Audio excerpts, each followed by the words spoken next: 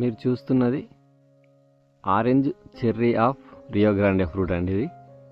ఇది మనకు కంప్లీట్గా రైపెన్ అయింది ఇంచుమించు.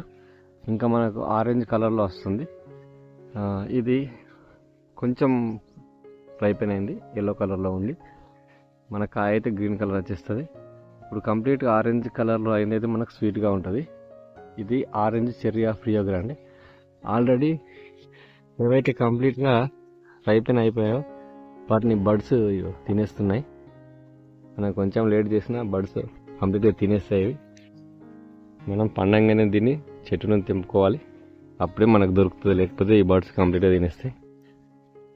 చూడండి, చాలా బాగా స్వీట్గా ఉంటుంది. నేను దీని టేస్ట్ రివ్యూ కూడా చేశాను, ఇప్పుడు కూడా చూద్దాం. చూడండి, ఒకసారి సీడ్ కొంచెం చిన్నగా ఉంటుంది ఇందులో.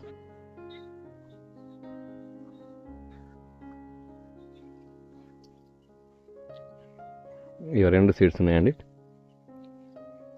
బాగుంది. మొత్తం ఆరెంజ్ కలర్ వస్తే మాత్రం చాలా స్వీట్గా ఉంటుంది.